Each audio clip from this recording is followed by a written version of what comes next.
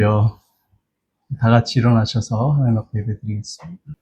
하나님은 영이시니 예배하는 자가 영과 진리로 예배할지니라. 아멘. 찬송가 3장 하나님 앞에 찬양드리겠습니다.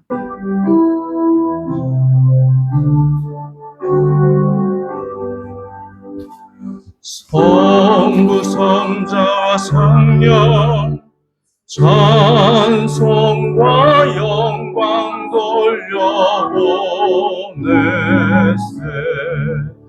태초로 지금까지 또 영원 무궁토록 성삼위께 영광 아멘. 사도신경 신앙고백 드리겠습니다. 전능하사 천지를 만드신 하나님 아버지를 내가 믿사오며 그 외아들 우리 주 예수 그리스도를 믿사오니 이는 성령으로 잉태하사 동정녀 마리아에게 나시고 본디오 빌라도에게 고난을 받으사 십자가에 못 박혀 죽으시고 장사한 지 사흘 만에 죽은 자 가운데서 다시 살아나시며 하늘에 오르사 전능하신 하나님 우편에 앉아 계시다가 저르로서 산 자와 죽은 자를 심판하러 오시리라. 성령을 믿사오며 거룩한 공예와 성도가 서로 교통하는 것과 죄를 사하여 주시는 것과 몸이 다시 사는 것과 영원히 사는 것을 믿사옵나이다. 아멘. 자리에 앉아주시기 바랍니다. 찬송가 419장 찬양드리겠습니다.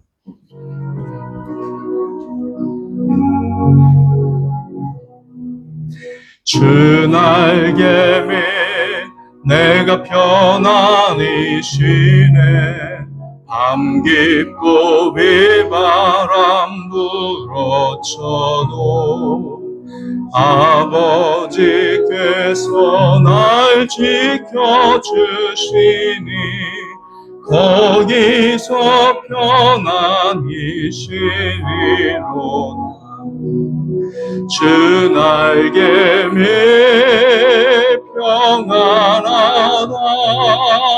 그 사랑 그늘 자니뇨. 주 날개 밑 내쉬는 영원히 거기서 살리네. 주 날개 밑 나의 피난처 되니 거기서 쉬기를 원하노라. 세상이 나를 외롭지 못하나 거기서 평화를 누리리라. 주 날개 밑 평안하다. 그 사랑 그늘 자니뇨. 주 날개 밑 내쉬는 영원히 거기서 살리. 주 날개 밑 참된 기쁨이 있네. 고달픈 세상 깨가는 동안 나 거기 숨어 돌보심을 받고 영원한 안식을 얻으리라. 주 날개 밑 평안하다. 그 사랑 그늘 자니뇨. 주 날개 밑 내쉬는 영원히 거기서 살리. 아멘. 쓰기 300イチバンです。301장입니다.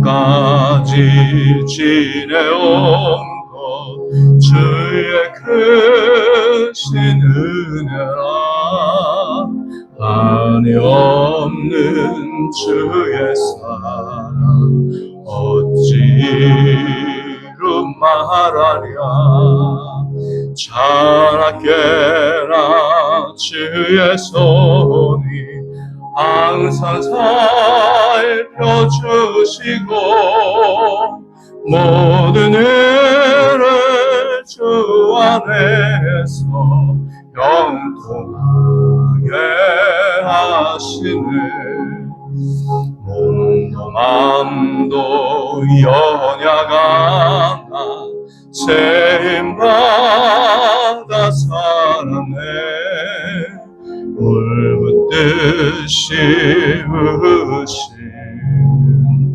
주의 은혜 조카가 사랑 없는 거리에 나 험한 산길에 맬 때 주의 손을 굳게 잡고 찬송하며 가리라 주님 다시 배우라니 날로 다가와 무거운 짐 주께 맡겨 벗을 날도 멀지 않네 나를 위해 예비하신 고향 집에 돌아가 아버지의 품 안에서 영원토록 살리라. 아멘. 잘하셨습니다. 자, 우리 하나님 말씀 요한복음 3장 22절부터 30절까지의 말씀입니다. 자, 말씀 읽어드리겠습니다. 그 뒤에 예수께서 제자들과 함께 유대 지방으로 가셔서 거기서 그들과 함께 지내시면서 세례를 주셨다. 살렘 근처에 있는 에논에는 물이 많아서 요한도 거기서 세례를 주었다. 사람들이 나와서 세례를 받았다. 그때는 요한이 아직 옥에 갇히기 전이었다. 요한의 제자들과 어떤 유대 사람 사이에 정결 예법을 두고 논쟁이 벌어졌다. 요한의 제자들이 요한에게 와서 말하였다. 랍비님 보십시오. 요단강 건너편에서 선생님과 함께 계시던 분, 곧 선생님께서 증언하신 그분이 세례를 주고 있는데 사람들이 모두 그분에게로 모여듭니다. 요한이 대답하였다. 하늘이 주시지 않으면 사람은 아무것도 받을 수 없다. 너희야말로 내가 말한 바 나는 그리스도가 아니고 그분보다 앞서서 보내심을 받은 사람이다 한 말을 증언할 사람들이다. 신부를 차지하는 사람은 신랑이다. 신랑의 친구는 신랑이 오는 소리를 들으려고 서 있다가 신랑의 음성을 들으면 크게 기뻐한다. 나는 이런 기쁨으로 가득 차 있다. 그는 흥하여야 하고 나는 쇠하여야 한다. 아멘. 네, 오늘 참된 하나님의 종의 자세라는 말씀 제목으로 은혜를 나누도록 하겠습니다. 인도의 선교사로 16년, 또 미국에서 목사로 22년을 일했던 데이빗 시멘즈가 쓴 베스트셀러 책 상한 감정의 치유에 이런 내용이 나옵니다. 사탄이 사람들에게 사용하는 가장 치명적인 심리적 무기가 있다고 저자는 말합니다. 그 가장 강력한 심리적 무기는 정죄와 불안감인데 그것 때문에 사탄은 인간에게 패배를 안깁니다. 자신의 잘못에 대해 필요 이상으로 자책하게 만드는 정죄와 열등감은 불안감을 지속적으로 일으킵니다. 그러한 열등감과 자신을 무가치하게 여기는 감정들을 다른 말로 낮은 자존감이라고 부릅니다. 낮은 자존감. 사탄은 사람들이 가지고 있는 낮은 자존감을 사용하여 네 가지 방법으로 그들의 신앙생활과 일상생활을 무기력하게 만들어버립니다. 첫째, 사탄은 낮은 자존감으로 그들의 잠재력을 마비시킵니다. 하나님께서 우리 각자에게 주신 재능과 잠재력은 어마어마한데 사탄은 그것을 사용하지 못하게 방해하고 하나님께서는 그런 상태에 우리를 바라보시면서 매우 슬퍼하고 눈물을 흘리십니다. 둘째, 사탄은 낮은 자존감으로 그들의 꿈과 이상을 파괴시킵니다. 하나님께서는 우리가 하나님의 자녀가 될 때 반드시 꿈과 소망을 갖게 하시는데 사탄은 그 꿈을 이루지 못하도록 우리를 주저앉힙니다. 셋째, 사탄은 낮은 자존감으로 그들의 대인관계를 해칩니다. 사탄은 우리가 가진 낮은 자존감을 사용하여 하나님을 원망하게 하고 다른 사람들로부터 고립되게 만듭니다. 넷째, 사탄은 낮은 자존감으로 그들이 교회 봉사를 하는 것을 두려워하게 합니다. 하나님은 우리의 작은 힘과 재능을 귀하게 사용하고자 하시는데 사탄은 우리가 스스로를 무가치하게 여기게 함으로써 그것을 방해합니다.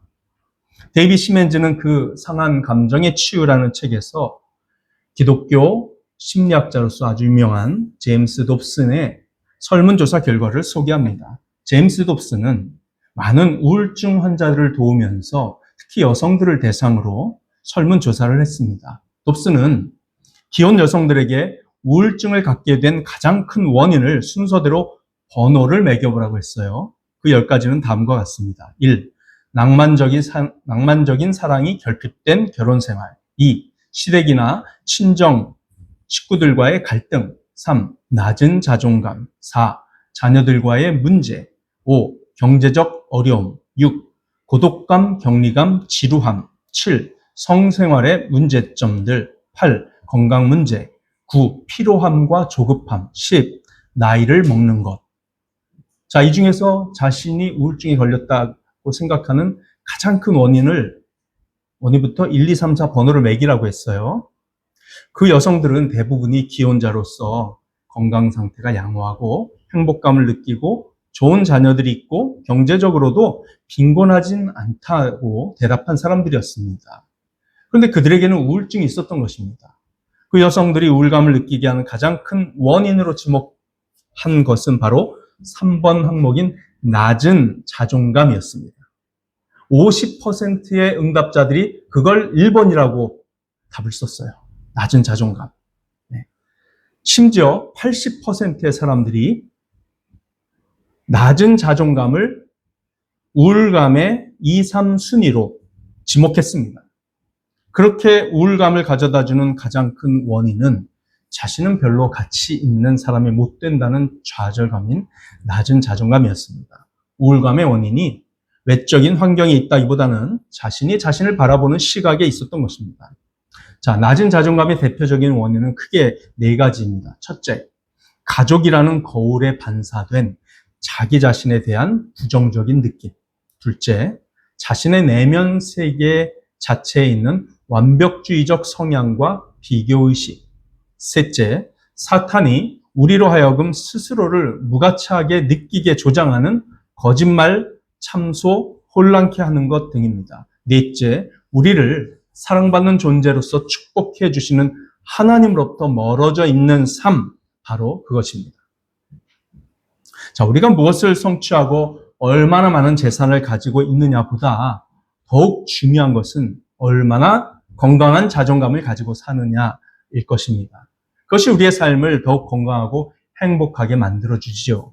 낮은 자존감은 다른 사람과 자신을 끊임없이 비교하며 스스로를 무너지게 만드는 치명적인 상처를 남길 수 있으므로 우리는 하나님 앞에서 우리가 가진 가치와 인생의 목적을 더욱 귀하게 여길 수 있어야 하겠습니다. 오늘 우리가 읽은 성경 본문에서 세례 요한도 그러한 낮은 자존감의 위기에 빠질 수도 있었습니다.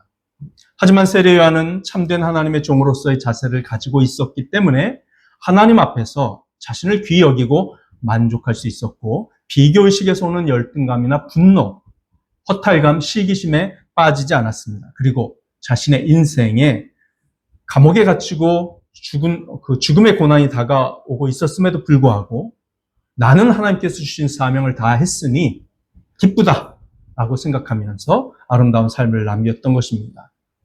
세례 요한이 가졌던 참된 하나님의 종의 자세가 무엇인지를 오늘 배우면서 우리도 본받게 되기를 바랍니다.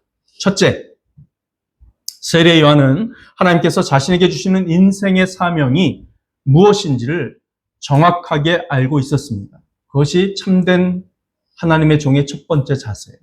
자신의 인생의 사명이 무엇인지를 정확하게 아는 것. 사실 요한복음에서 오늘 읽은 이 본문은 매우 중요한 부분입니다. 왜냐하면 이 내용은 이스라엘의 율법 시대가 마무리되고 예수 그리스도의 은혜 시대가 시작되는 사이에 전환기의 중요한 사건이기 때문입니다. 사도 요한은 요한복음 1장부터 3장까지 예수님께서 하나님의 아들이자 구원의 새 언약을 전해주시는 분이라는 모든 종류의 증거를 제시했습니다. 사도 요한은 예수님께서 이스라엘의 메시아로서 오셨다는 사실과 세상 죄를 지고 가는 하나님의 어린 양이라는 것을 예수님을 만난 사람들의 증언을 통해서 확인시켜 주었죠. 그리고 사도 요한은 오직 하나님만이 하실 수 있는 그리스도의 기적을 전해 주었습니다. 혼인잔치에서 물을 포도주로 바꾸시고 또 성전에서 하나님의 아들의 권위로 그 불법적인 일을 행하는 사람들을 내보낸 것, 그리고 그 외에도 많은 기적을 행하셨다는 기록이 그것입니다. 또 3장에서는 니고데모와의 대화를 통해서 예수님은 십자가에 달리게 될 자신을 믿어야만 성령으로 다시 태어나고 죄를 용서받아 영생을 얻을 수 있다고 말씀하셨습니다. 유대인들은요, 흥미롭게도 예수님께서 사람들의 주목을 끈 인기와 성공을 질투했습니다. 바리새인들은 이를 매우 질투했어요. 세례 요한의 제자들조차 예수님의 성공에 대해 많은 신경을 썼다는 것을 오늘 본문을 통해 알 수 있습니다.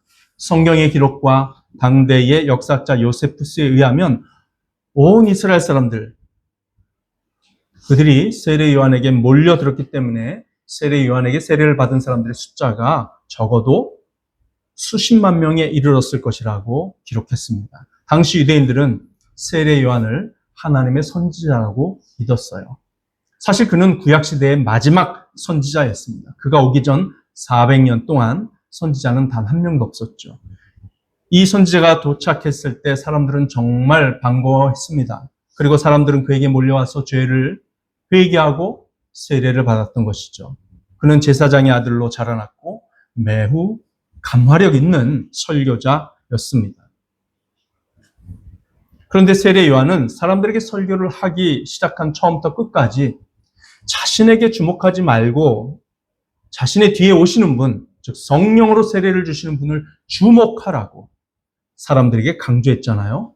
하지만 사람들이나 세례 요한의 제자들은 그 말을 귀담아 듣지 않았습니다. 그래서 세례 요한의 제자들조차 세례 요한이 질투심 때문에 힘들어하지 않을까를 염려했던 것이에요. 아직도 세례 요한에게 사람들이 찾아와 설교도 듣고 세례도 받고 있기는 했었습니다만 대다수의 많은 사람들이 예수님을 찾아갔습니다. 예수님도 그의 제자들로 하여금 사람들에게 세례를 주도록 했고 설교도 하셨어요. 하지만 세례 요한은 열등감을 전혀 느끼지 않았습니다. 인간적으로 생각하면 그것은 쉬운 일이 아니었을 거예요. 22절, 23절을 보십시오. 그 뒤에 예수께서 제자들과 함께 유대 지방으로 가셔서 거기서 그들과 함께 지내시면서 세례를 주셨다. 살렘 근처에 있는 에논에는 물이 많아서 요한도 거기서 세례를 주었다. 사람들이 나와서 세례를 받았다. 아멘. 자, 예수님도 사람들에게 세례를 직접 주셨을까요? 대답은? 자, 그러면 22절 다시 읽어볼게요. 그 뒤에 예수께서 제자들과 함께 유대 지방으로 가셔서 거기서 그들과 함께 지내시면서 세례를 주셨다. 예수님도 직접 사람들한테 세례를 주셨을까요? 네, 요 구절만 보면 네라고 대답을 해야겠죠. 근데 요한복음 4장 2절에 보면 아니오가 답입니다. 실제로 세례를 준 것은 제자들이지 예수님은 세례를 한 번도 주신 적이 없어요. 그래서 여기 22절에 세례를 주셨다는 표현은 제자들이 세례를 주도록 승인하셨다라는 뜻입니다. 승인하셨다. 예수님은 예루살렘에서 니고데모와의 대화를 마치고 유대 지방으로 나가셨습니다. 세례 요한은 과거는 베타니아라고 하는 곳에서 세례를 주었지만 23절에는 살렘 근처의 에논에서 세례를 주었다고 나옵니다. 그러니까 이제 수량의 변화 때문에 아마 세례 주는 장소를 요단강에서 이렇게 저렇게 바꿨던 모양이에요. 어쨌든 세례 요한은 요단강의 상류에서 세례를 주었고 예수님은 하류 쪽에서 세례를 주었습니다. 두 장소의 차이는 적어도 10km 이상 차이가 나는 것으로 보입니다. 자, 세례 요한의 제자들은 아마도 다소 짜증 섞인 말로 자신의 스승에게 상황을 보고한 듯해 보입니다. 세례 요한의 제자들은 한 유대인과 정결 예법에 대한 논쟁을 갖게 되었다고 본문을 말하고 있죠. 아마도 유대교의 한 율법 교사가 세례 요한의 제자들에게 아니 왜 유대교의 정결 예법을 놔두고 세례를 주느냐고 따졌던 모양이에요. 당시 유대인들은 리콰우트 예식이라는 이름의 찬물 목욕을 하루에 한 번 이상 수차례 가졌습니다. 그것은 찬물로 몸을 씻으면서 죄로 물든 마음을 씻는다는 생각을 하는 것이었는데요. 근데 사람들이 처음 경험하는 세례에 요단강에서의 그 세례에 열광하며 세례 요한을 따르자 아마도 유대인 중 한 명이 굉장히 문제 제기를 한 것 같습니다. 자, 25절부터 28절입니다. 요한의 제자들과 어떤 유대 사람 사이에 정결 예법을 두고 논쟁이 벌어졌다. 요한의 제자들이 요한에게 와서 말하였다. 랍비님 보십시오. 요단강 건너편에서 선생님과 함께 계시던 분, 곧 선생님께서 증언하신 그분이 세례를 주고 있는데 사람들이 모두 그분에게로 모여듭니다. 요한이 대답하였다. 하늘이 주시지 않으면 사람은 아무것도 받을 수 없다. 너희야말로 내가 말한 바 나는 그리스도가 아니고 그분보다 앞서서 보내심을 받은 사람이다 한 말을 증언할 사람들이다. 자, 세례 요한의 제자들은 한 유대인과 논쟁을 하고 와서는 세례 요한에게 와서 아니 사람들이 다 예수님께로 모여듭니다라고 보고했어요. 그에 대한 세례 요한의 답변은 대략 이런 내용이었습니다. 하나님께서 예수님께 세례를 주도록 하셨으니 사람들이 그분께 몰려가서 세례를 받는 것일 뿐이다. 너희가 걱정할 문제가 아니야. 그리고 내가 누누이 강조해 왔지 않느냐. 그분은 그리스도 메시아이시다. 나는 하나님의 어린 양이자 세상의 구원자 왕이신 예수님을 사람들에게 소개하기 위해 그분보다 앞서 하나님의 보내심을 받은 전령이고 심부름꾼일 뿐이다. 너희들이야말로 내가 강조한 이 말을 사람들에게 증언해야 할 사람들인데 왜 사람들이 우리에게 오지 않는 것을 신경 쓰느냐. 언젠가는 너희들도 예수님을 따라야 할 사람들이다. 이런 말씀하신 거예요. 세례 요한에게는 열등감이 없습니다. 비교의식이 없습니다. 그러니 낮은 자존감도 없습니다. 왜냐하면 세례 요한은 자신이 하나님으로부터 보냄을 받은 자이고 자신이 맡은 사명은 예수님을 사람들에게 충실하게 소개하는 것임을 분명히 알았기 때문입니다. 사랑하는 여러분, 어떤 직업을 가지고 있든 소유가 얼마나 되든 열등감 없이 높은 자존감을 가지고 사는 방법은 분명하지 않습니까? 그것은 바로 지금 내가 하는 이 일이 하나님께서 나에게 맡기신 일이고 나의 현재 상황이 하나님께서 허락하신 최선의 상황이라는 믿음으로 감사하면서 그 일에 집중하며 사는 것입니다. 우리는 다른 사람과 자신의 인생을 비교하지 말아야 합니다. 자신을 구원하시는 하나님의 은혜에 감사하면서 현재 상황 속에서 하나님께서 허락하신 일을 통해 감사하고 최선을 다하고 다른 사람들에게 기쁨을 주고 하나님께 영광을 돌리는 것, 그것이 우리가 해야 할 일인 줄 믿습니다. 다른 사람들은 우리의 감정을 흔들어 놓는 말을 할 수 있습니다. 하지만 우리가 그런 말을 듣고 흔들리면 안 됩니다. 하나님께서 현재 우리에게 주신 상황 속에서 하나님을 사랑하고 가족과 이웃을 사랑하는 일에 집중하는 저와 여러분이 되어야 할 줄 믿습니다. 두 번째, 세례 요한은 자신의 말과 삶을 통해 사람들이 예수님을 만나고 예수님께 많은 관심을 가지게 되는 것을 큰 기쁨으로 여겼습니다. 큰 기쁨. 자신은 사라지고 예수님께 온갖 그 관심이 집중되는 것, 그걸 기뻐했어요. 사실 세례 요한은 이 기록이 있고 난 얼마 후에 감옥에 갇히게 됩니다. 그렇죠? 24절. 그때는 요한이 아직 옥에 갇히기 전이었다. 이렇게 말하죠. 마태복음과 마가복음에서는요, 예수님께서 사탄에게 광야에서 3번 시험 받으신 직후에 그 세례 요한의 투옥이 곧바로 이어지는 것처럼 그렇게 간단하게 기록되어 있습니다만, 사도 요한은 예수님이 시험을 받으신 사건과 세례 요한의 투옥 사이에는 꽤 긴 시간이 있었다는 것을 알려줍니다. 세례 요한은 의로운 설교자로서 당시 분봉왕 헤롯이 더 큰 권력을 가지고서 그의 동생인 다른 분봉왕 빌립의 아내 헤로디아를 빼앗아 자신의 아내로 삼은 일을 사람들에게 비판하였습니다.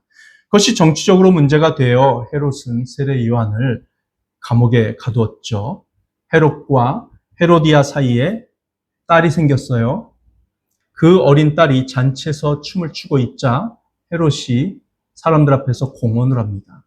네가 춤을 추면 네가 원하는 모든 걸 다 줄게. 그때 표독스러운 여인 헤로디아가 자신을 비판했던 세례 요한을 없애기 위해 꾀를 냈습니다. 딸 살로메에게 세례 요한의 머리를 달라고 왕에게 말하라고 시킨 것이죠. 너무나 예상 밖의 말을 들은 헤롯 왕은 세례 요한을 의인이라고 여겨 두려워했지만 사람들 앞에서 공언한 것을 지키지 않으면 우습게 될까 봐 결국 세례 요한의 목을 베어가지고 오라고 명령했습니다. 세례 요한은 그렇게 겉으로 보면 악한 권력자들에 의해 허무하게 생을 마친 것처럼 보입니다. 하지만 그 모든 일은 하나님께서 허락한 일입니다. 우리는 그러한 사실을 읽으며 안타깝다고 말하지만 사실 그는 승승장구하며 영광을 누렸을 뿐입니다. 죽음이 바로 승승장구예요. 세례 요한은 지금 부활을 기다리고 있습니다. 그의 죽음은 또 다른 강력한 설교입니다. 아무리 권력자라도 그가 잘못하는 일이 사회 전반의 도덕성을 무너뜨릴 수 있을 경우 설교자는 그것을 비판하며 죄의 전염을 예방할 수 있어야 합니다. 세례 요한은 그렇게 의롭고 용감한 일을 하다가 목숨을 잃었습니다. 그가 그렇게 빨리 생을 마친 것은 전국적인 영향력을 가진 설교자 세례 요한에 대한 관심이 순식간에 예수님께로 전면적으로 이동하게 하시려는 하나님의 섭리의 결과인 것이에요.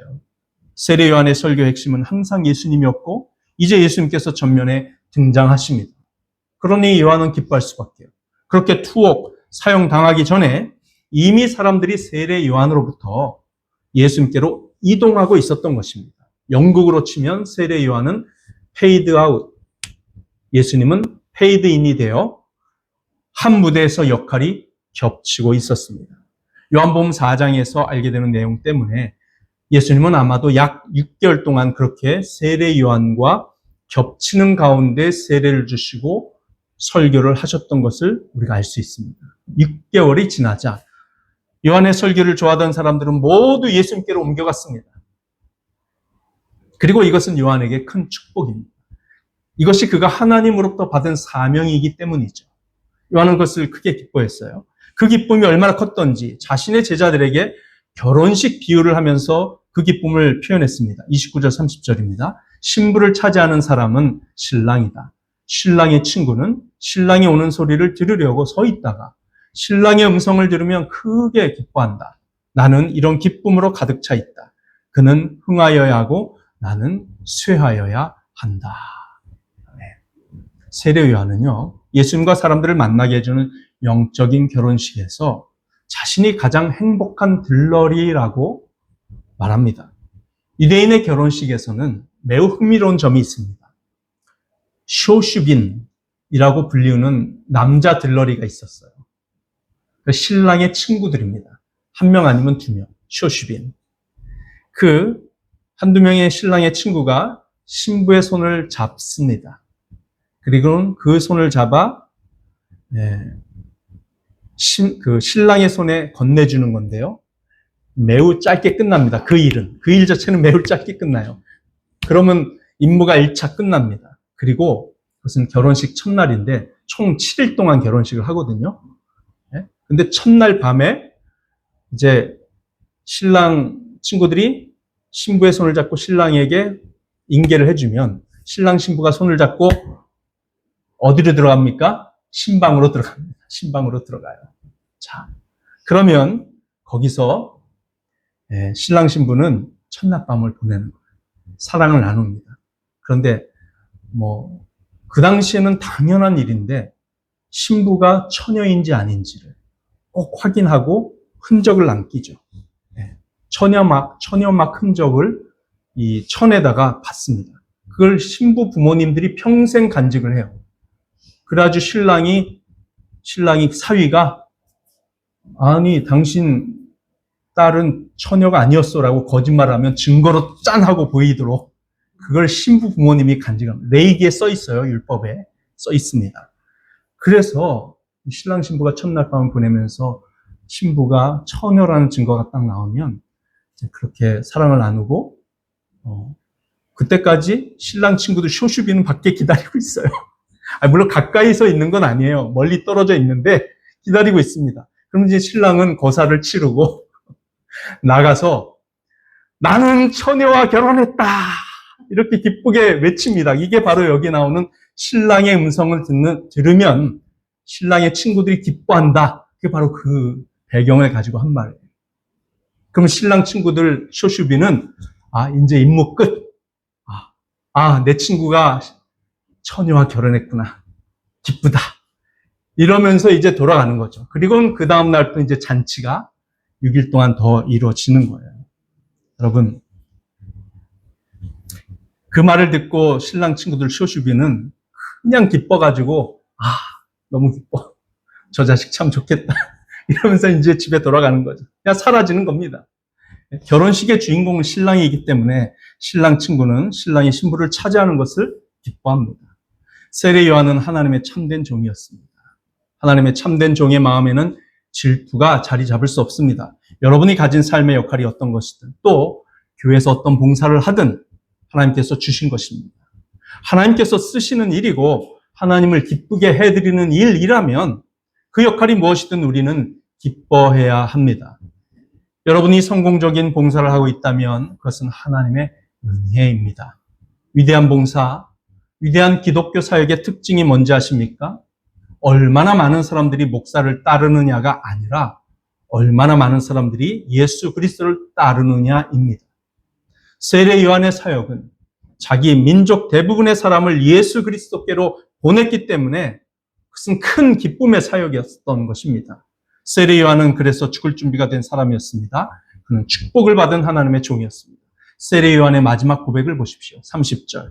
그는 흥하여야 하고 나는 쇠하여야 한다. 이게 무슨 말이에요? 예수님은 반드시 흥하여야 하고 나는 반드시 쇠하여야 한다는 것입니다. 그것이 하나님의 영원한 계획에 따라 이루어져야 할 일입니다. 신랑의 친구는 사라지고 신랑만 남아야 합니다. 밤에 빛나던 별의 광채는 아침 햇살의 빛에 사라집니다. 옛 언약은 사라지고 새 언약이신 예수님이 여기에 계십니다. 그림자가 물러나고 실체가 드러납니다. 사도 요한은 이 본문에서 바로 그 전환기를 세례 요한의 위대한 신앙 고백을 통해 극적으로 표현해 주었습니다. 저와 여러분도 세례 요한처럼 그렇게 참된 하나님의 종이 될 수 있기를 바랍니다. 우리 다음에 뒤를 이어 하나님께 쓰임을 받는 사람이 있다면 우리는 그것을 기뻐해야 합니다. 왜냐하면 하나님께서 그 사람을 통해서 하나님의 일을 하시기 때문입니다. 하나님이 기뻐하시는 것을 자신의 기쁨으로 삼는 사람은 다른 사람 때문에 질투하거나 열등감에 빠질 일이 없습니다. 하나님의 기쁨을 인생의 최고의 목표로 삼으십시오. 그러면 낮은 자존감이나 질투로 인한 불행이 사라질 줄 믿습니다. 여러분이 하나님의 참된 종이 되는 축복이 가득하기를 소망합니다.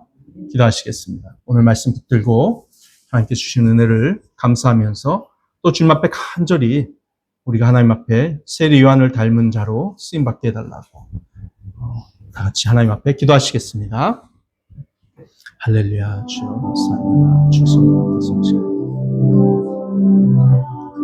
인도해 주시길 간절히 소망합니다.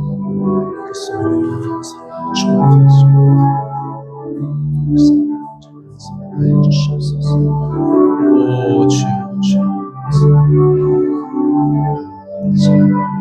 주옵소서. 정말 정말 정말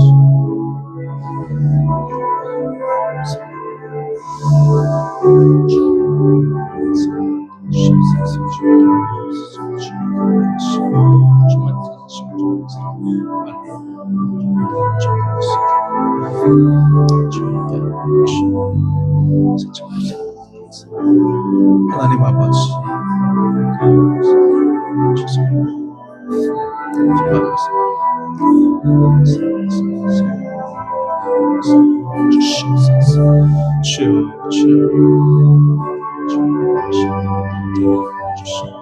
아버지,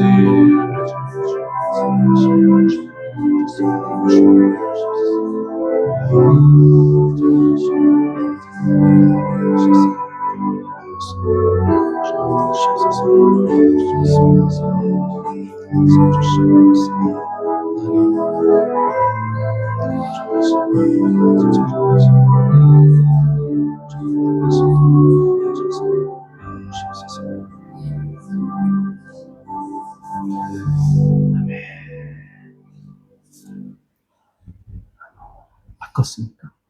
찬송가. 하이. 기도하겠습니다. 하나님 아버지, 우리를 구원하시고 우리에게 사명을 주시며 사용해 주시는 하나님의 은혜에 감사드립니다. 오직 하나님께서 우리 각자에게 주신 사명에 집중하고 그것을 기뻐할 수 있는 참된 하나님의 종이 되도록 도와주시옵소서. 예수님의 이름으로 기도합니다. 아멘. 네, 우리 찬송가 212장 찬양 드리겠습니다. 212장 3입니다. 예, 맞습니다.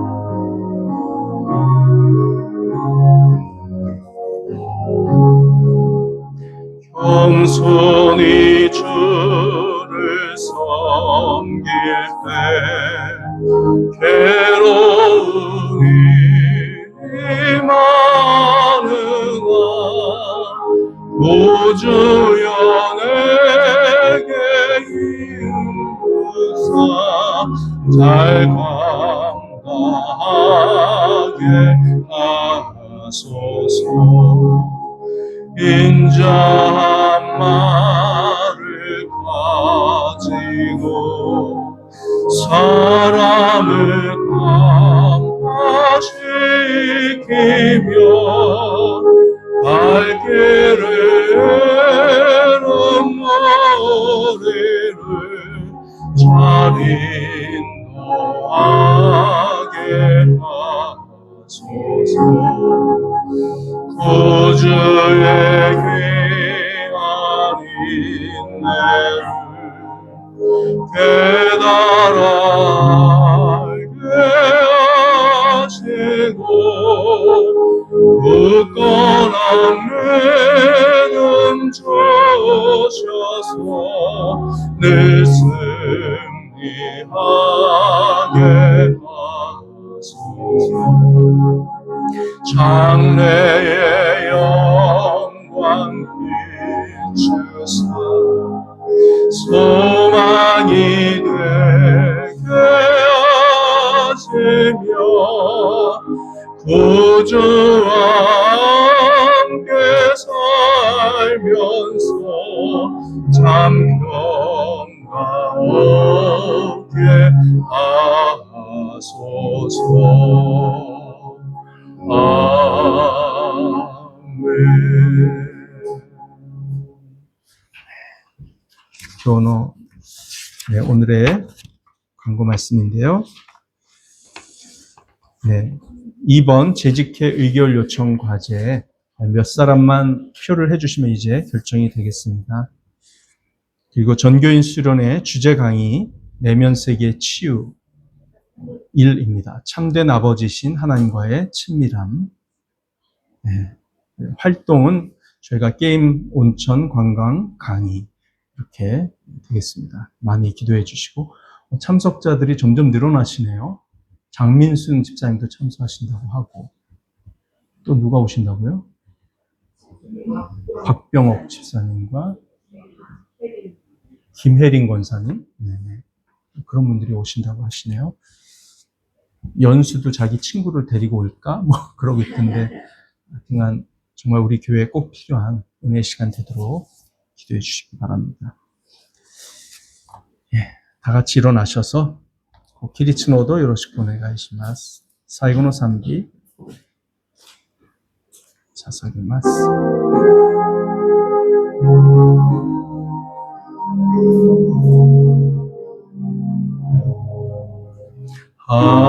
하늘에 계신 아버지 이름도 거룩하사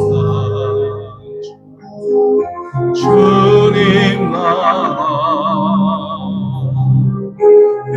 임하시고 뜻을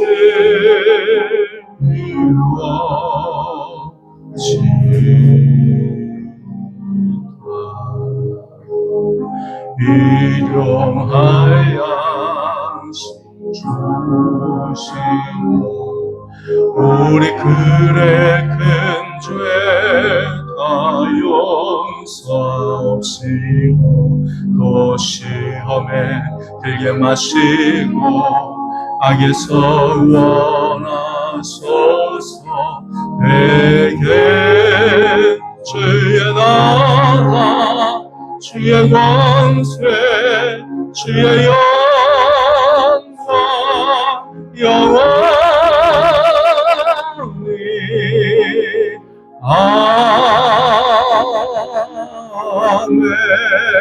아멘. 기도하겠습니다.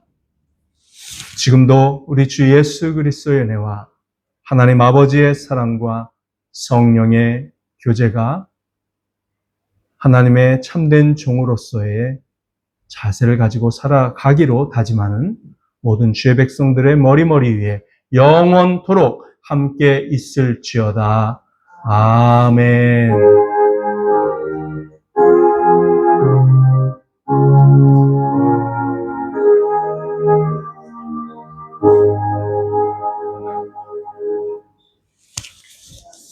오랜시마스 사랑합니다. 축하합니다. 아리가또 자이마스.